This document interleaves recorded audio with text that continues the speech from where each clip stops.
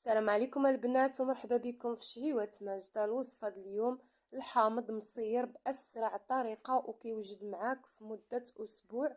هنا بسم الله على بركة الله عندي الليمون حامض اللي كنديرو في الماء ونعقمو بشوية الخل ونخليه لمدة دقيقة ونغسلو مزيان، ومن بعد كنجيبو كنحيدلو ديك الطريبيشة ديالو وكنقطعو في النص وكنقطعو شرائح على هذا الشكل هذا كما كتشوفوا معايا على هذا الشكل.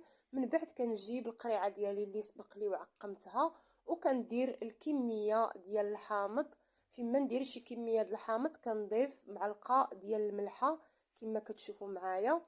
هنا كنضيف واحد نص معلقه ديال الملحه، ومن بعد كنزيد الحامض اللي بقى ليا حتى كنكمل بنفس الطريقه كما غتشوفوا معايا حتى لعمرت القرعه. كنزيد كما كنقولوا كندحسها او كندكسها كنزيرهم مزيان.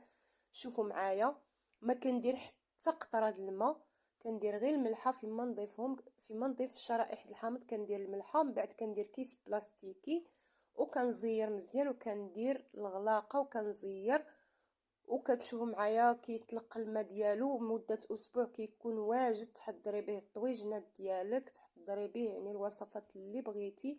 هذه اسرع طريقه، وهنا كنقول لكم بسلام عليكم.